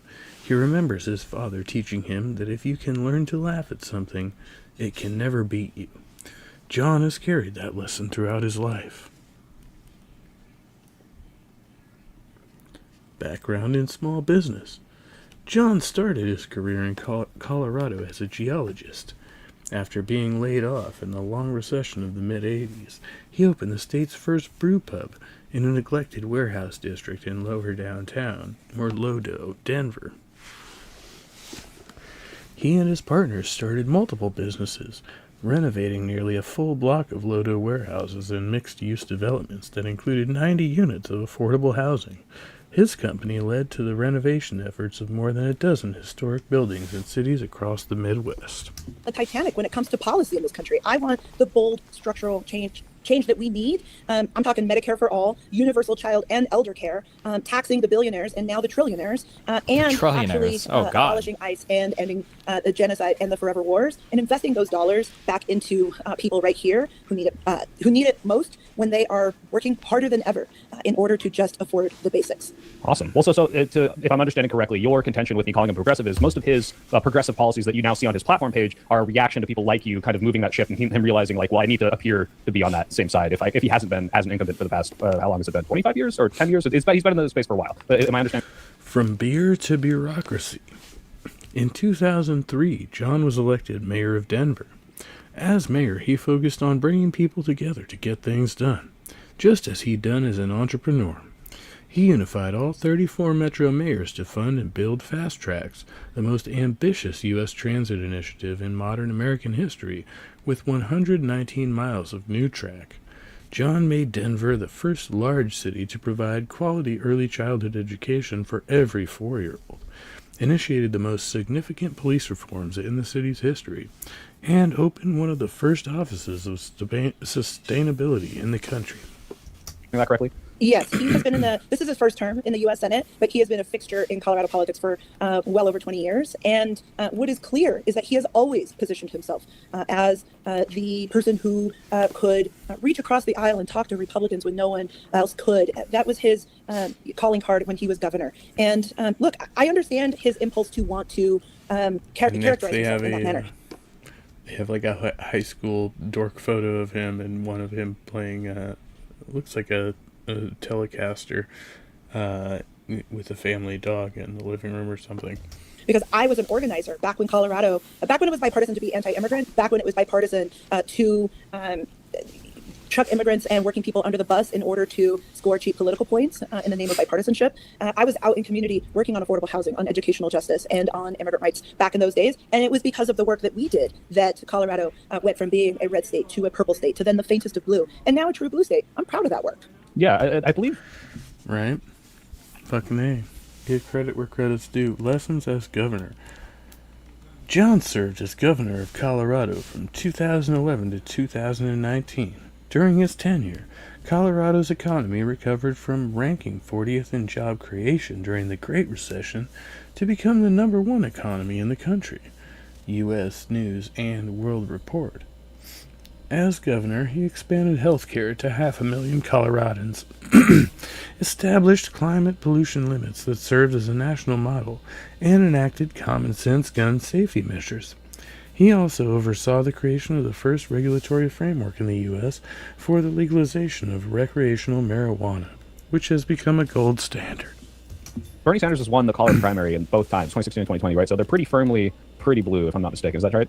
Much to the chagrin of the establishment, let me tell you. And but proudly, the base is far more progressive than the establishment would have you believe.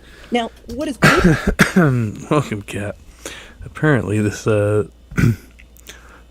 this voice is doing me in the most ambitious public transit in modern American history. Like, we'll remember that. Everyone may like him, but he does not like you. Fair enough. Yeah, we have something called Fast Track here. They're currently completely fucking me and keeping me immobile and taking public transportation for the rest of my life. It's all their fault. Here, Of course. to give you a sense of Colorado politics, right? Unaffiliated voters receive. I'm really proud of the work that we have done to set the gold standard when it comes to elections in Colorado. Over 50% of unaffiliated. Let me say that again. Over 50% of the voters in the state They're of Colorado. really obsessed with the gold standard again these days, even though I think the value of gold is on a steep decline as far as I can tell, right? Are unaffiliated voters, and they receive both the Democratic and the Republican ballots come election time. And what that then means is they get to make a decision as to whether they're going to vote in the Team Blue primary or in the MAGA primary. And when you see so many, a majority actually of Colorado voters saying a pox on both your houses, that neither party fits their identity. For a long time, I think the political establishment thought, oh, those are moderate voters, those are ticket splitters.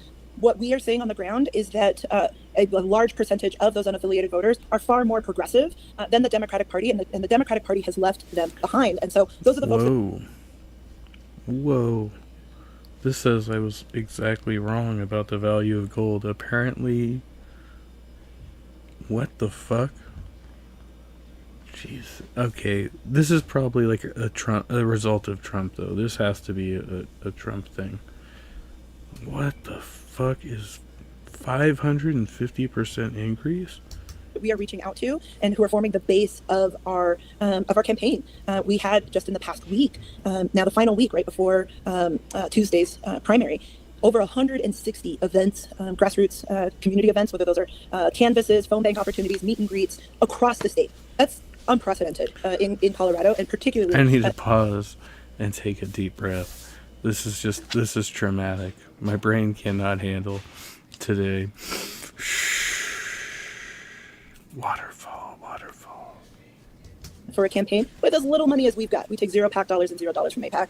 And so Team Hick is outraising us a gajillion to one. That's fine. Our plan was to never out fundraise Hick. Our plan has always been to out organize him. And on that front, we are exceeding all expectations by. I like Ike. You like Ike. Everybody like Ike.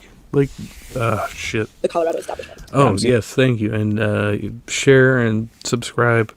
And all that stuff. We only need 9 more people, and I'll be getting buck wild and probably just get my channel deleted or some stupid thing. The headlines with you and also Milat Kiros, I believe, are getting like tens of thousands of phone bakers. So there's a lot of passion behind your campaign and this progressive movement. But I'll let some of my other co-hosts jump in. You guys got some questions, I know. Yeah, I do. Senator, you spoke about weakness, not meeting the moment, and I want to paint a picture for you and get your response as how you would treat situations like this as a Senator. The picture I want to paint has 2 nexus points in Colorado, dealing with corruption and not meeting the moment. The first lies at the doorstep of the Supreme Court of the United States. What's his name? In the Anderson decision, where I can't read it. The Supreme Court of Colorado rightfully held that Donald Trump is no president at all. It violates Section 3 of the 14th Amendment that he be on the ballot in Colorado, and the fact that he is acting as president right now is definitely more than an offense to the Constitution. Another story of weakness in my mind is at the governor's mansion in Colorado itself. Jared Polis, the governor of the state, allowed for Tina Peters, an unrepentant election criminal, to walk free from a commutation on some BS rationale regarding... Somebody left a note on my car. Like, if you would like to sell this car, please call Bob.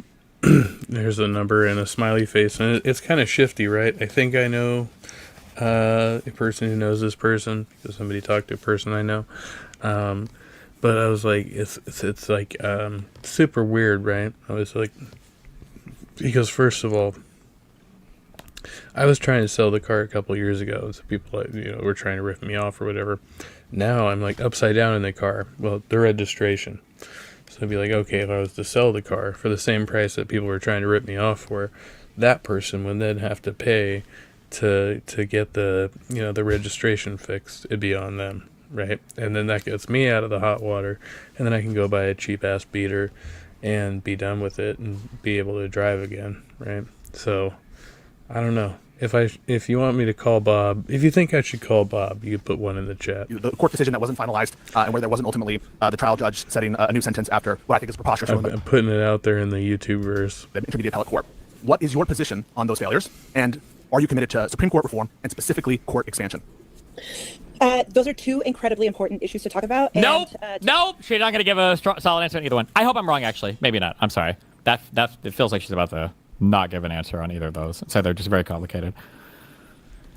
Answer your question off the bat. Am I committed to reforming the U.S. Supreme Court? Yes, because I've already led the work as the former chair of the Senate Judiciary Committee of the state capitol, following a judicial branch scandal at the state Supreme Court.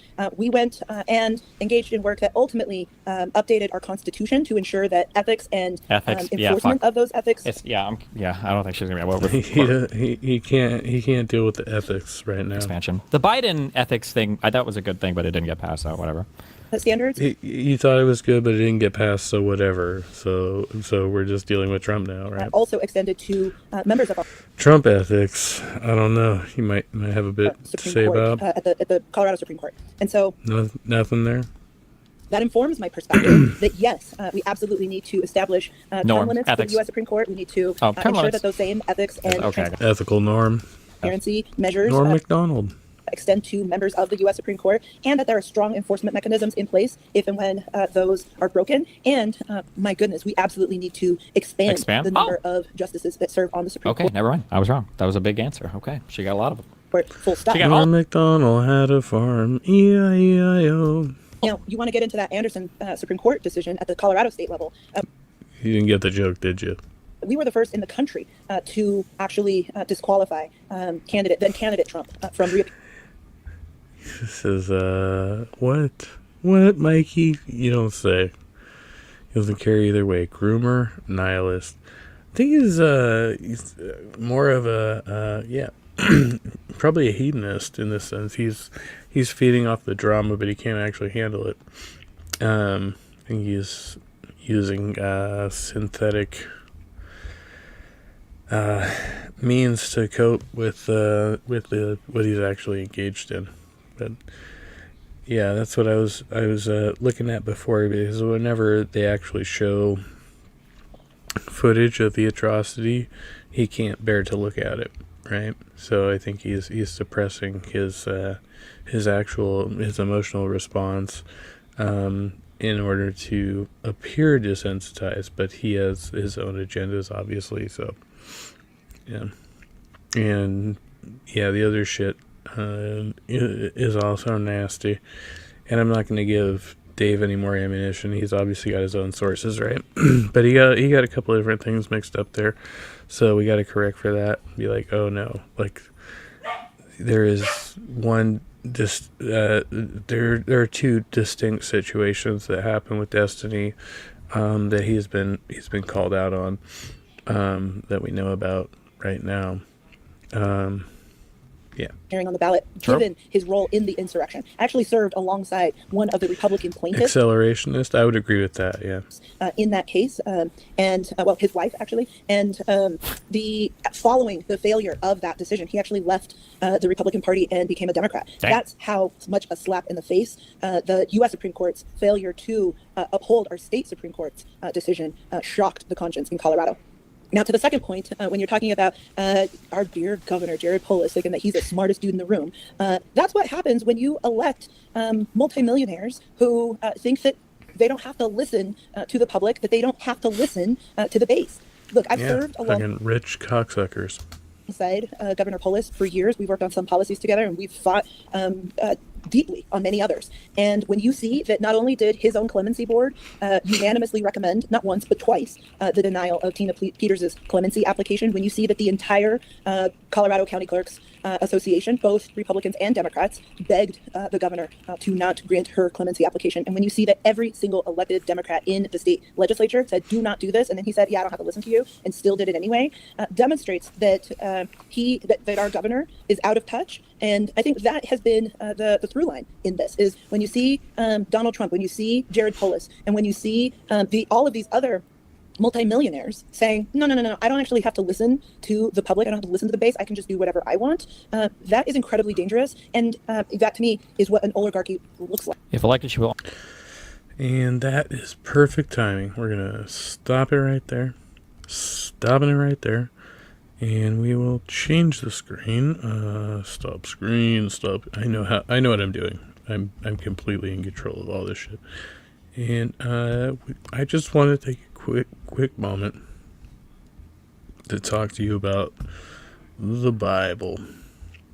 Have you read the Bible? So full of... We're looking at Deuteronomy 25 tonight. Oh yes, I'm going there. 1. Suppose two people take a dispute to court, and the judges declare that one is right and the other is wrong. If the person in the wrong is sentenced to be flogged, the judge must command him to lie down and be beaten in his presence with the number of lashes appropriate to the crime, but never give more than 40 lashes. More than 40 lashes would publicly humiliate your neighbor. You must not muzzle an ox to keep it from eating, as it treads out on the grain. If two brothers are living together on the same property, and one of them dies without a son, his widow may not be married to anyone from outside the family. Instead, her husband's brother should marry her, and have intercourse with her, to fulfill the duties of a brother-in-law. The first son she bears to him will be considered the son of the dead brother, so that his name will not be forgotten in Israel.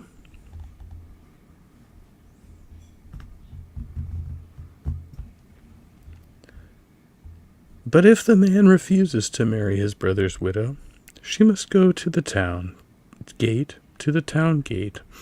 and say to the elders assembled there, "My husband's brother refused to preserve his brother's name in Israel." I'm sorry, what? In Israel. Right there. He refuses to fulfill the duties of a brother-in-law by marrying me. The elders of the town will then summon him and talk with him. If he still refuses and says, "I don't want to marry her," the widow must walk over to him in the presence of the elders, pull his sandal from his foot, and spit in his face. Then she must declare, "This is what happens to a man who refuses to provide his brother with children." Even afterward, in Israel,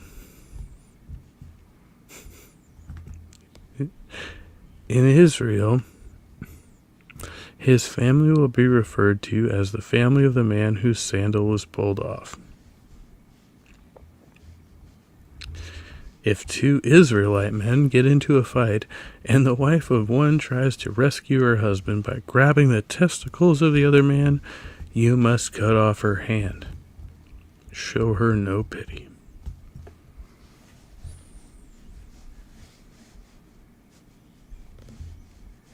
Show her no pity. Especially if she grabs your balls. Okay. Is that it? Are we done here? Freak on. All you accelerationists out there, don't forget to like this stream, subscribe, tell your friends. Eisenhower was the president who is famous for the interstate system, and I understand that's not exactly public transit, but he had an absolute banger of a campaign jingle, indeed. And he got to ride the rails, probably, right? Thank you, Mikey, for coming. We'll last for approximately 1 minute and 30 seconds longer before we spontaneously combust. Do you know the Muffin Man? The Muffin Man? The Muffin Man. Do you know the Muffin Man? No, wait. That was not the outro music. Okay. So I'm going to end the stream by saying the same thing that I say at the end of every stream, because I always say the same thing at the end of every stream, and that is thank you all for coming. I know we had a Wild Mikey Famine here, Cat Fuegos, Da Freak, Clockwork Rex was here earlier, other people, and apes around the universe. I love you all. Be kind, be well, and stay trusty. Be motherfucking epic. and do what you do. And I'll try to do the same. We'll be back here within around about 48 hours or so, most likely. It's going to be a weird week. I wish you all the best of luck. See you next time.